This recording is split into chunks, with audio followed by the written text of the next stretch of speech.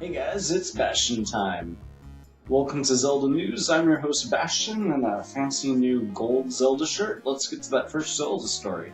GameTrailers put together a pretty awesome video. It's basically sort of covering the whole Zelda timeline and sort of goes in depth about how the Zelda game's stories have evolved over time.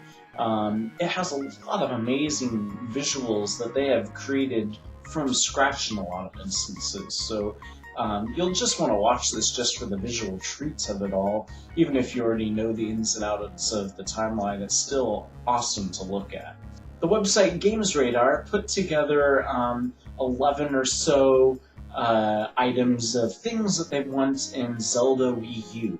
And a lot of their items were just plain common sense, things like using the gamepad or coming out soon or things. Some of their things were just nonsensical, and I don't think they were really working too hard on this list, to be honest with you, because one of the things was that they missed playing as Child Link in recent games, and rather than saying that they would just want the next Zelda game to focus solely on Child Link again, they insisted that they wanted a game that had both child and adult Link in it, and that's already happened. That was Ocarina of Time. Nintendo is known for not really recycling those kinds of things too much. Zelda games, as Nintendo develops them, usually do use the two worlds idea, so like in A Link to the Past, there was the light world and the dark world. In Ocarina of Time, there was the child world and the adult world.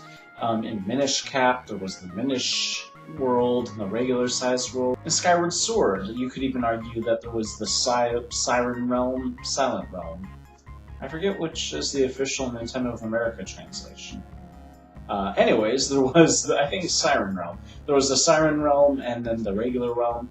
And, I don't know, they do use those two world ideas, but they never reuse them. I don't think we're ever going to get another Zelda game that has Child Link and Adult Link in it, unless, and to give them credit, GamesRadar did point this out, and that there could be a Zelda game where you follow Link chronologically from child to adulthood, like in Fable or something like that. That'd be pretty interesting. So, but I really don't see them doing that. That's not very Zelda-like. So, anyways, interesting list. If you want to check out their other unusual items, there's a link for you down below.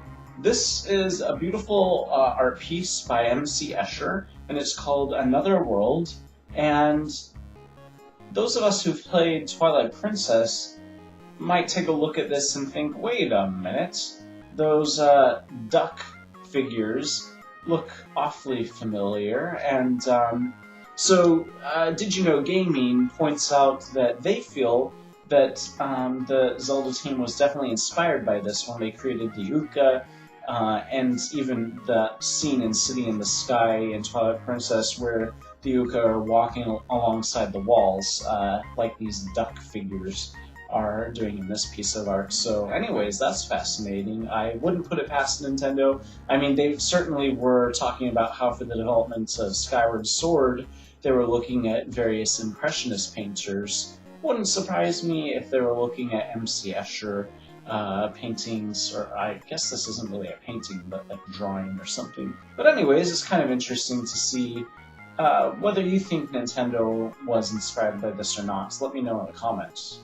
The gold Nunchuk. Now, last week I talked about how it was finally back, and basically right after that video aired, it was no longer available because every single person who didn't have a gold Nunchuk went and tried to get their gold Nunchuk. So it's out of stock again, but don't worry, Nintendo has said that in early 2003, it will be back in stock. So if you still didn't get it after these 2 rounds of its availability, there'll be a 3rd round of its availability in early 2013.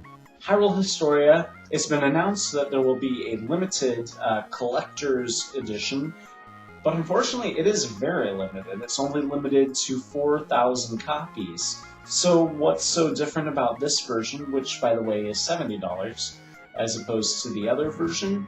the standard version? Well, it has a faux leather cover, so it's not actual leather, but it's meant to feel and look like leather. And it's got gold lettering on the cover, and then gold on the edges of the pages. So it's super fancy, but I'm not really sure that justifies the difference in price.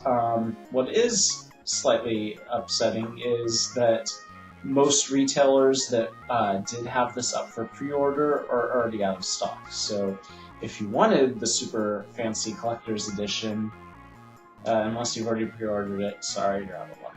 So that's it for this episode of Zelda News. Tomorrow's the second Nintendo News episode, and I'll see you then. Bye, guys.